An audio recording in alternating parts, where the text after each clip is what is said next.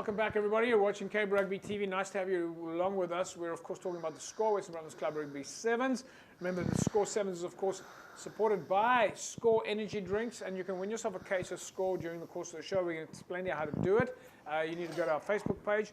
But also a big shout out to CyberSmart Internet Service Providers. You can find CyberSmart on www.cybersmart.co.za.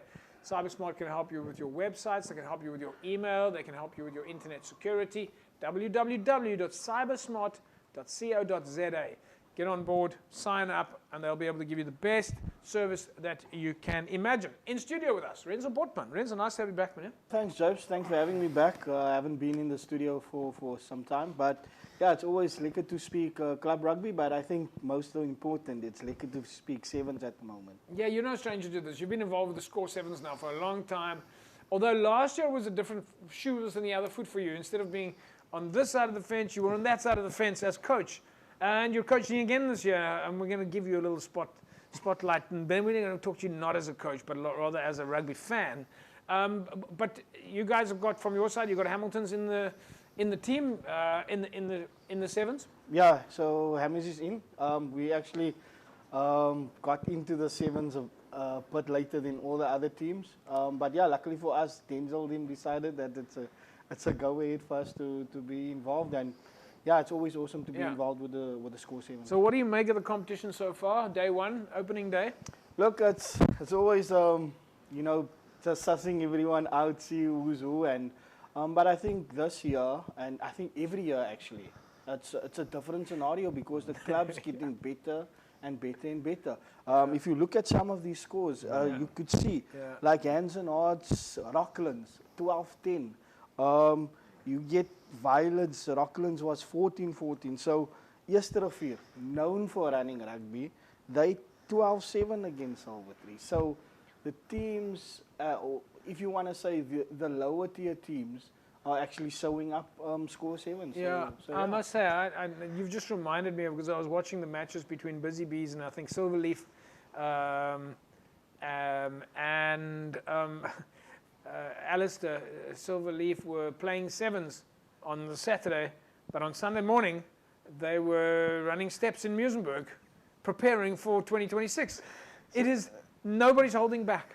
Yeah, so I think maybe it's just the the 15s, the club continuing with those just not participating in sevens to keep them, also excited and going. But just what Renzel said, the competition has improved. Yeah. But there's something to play for. Yeah. So you're going to put more effort into the competition. There's prize money, there's the dream team, there's a coach's dream team. That's what we needed to talk about.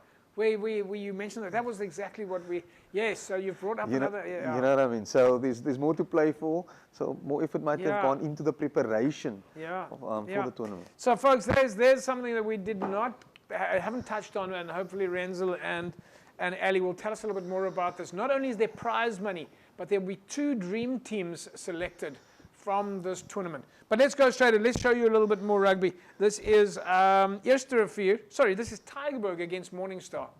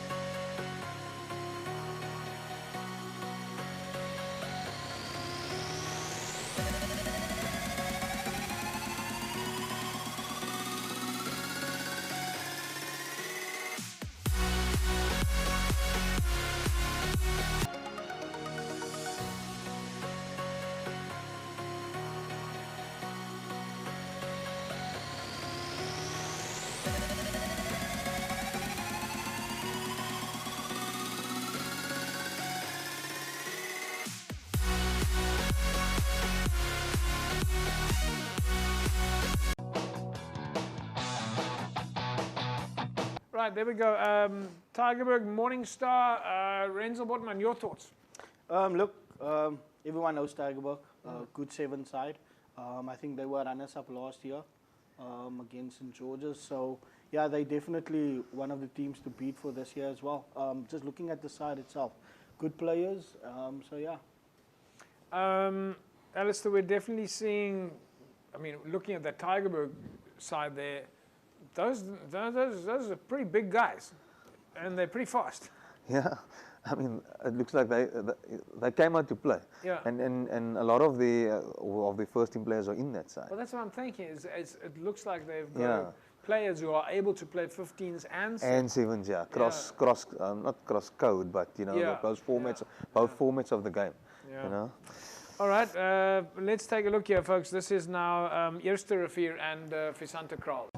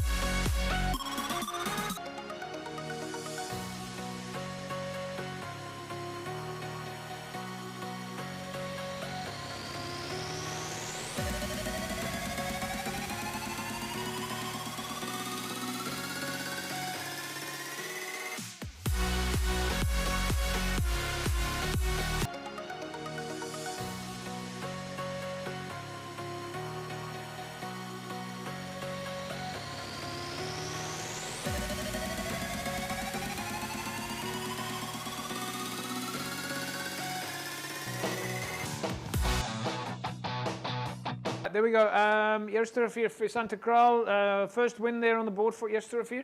Renzel, your thoughts? Yeah, Eersterivier, I think Alan and I just said it. Yeah. Eersterivier always running rugby, nappy feet, so they're always going to be in contention. And I think, you know, over the years, they showed that they're a good side within the score 7. Yeah. Taking a look at the logs there, folks. You can see it on the screen right now. Tygerberg then, of course, in Pool A, sitting at number 1 on the log, followed by Eersterivier. Then it's Busy Bees, Fisantekraal, Silvertree, and Morningstar. We will still show you the match between Busy Bees and Silvertree a little in the next segment. Alistair, just your thoughts then on that game there, Eersterivier and Fisantekraal? so the first thing I picked up in that game compared to the previous games that we watch is the different tactics that they use. There's so much space on the field. These two teams decided to kick through and use this space. All right. Other teams, they decided to push the ball to the edge, find space on the edges. With these two, just kicked over the top. No one sweeping. Use your speed and go through and score.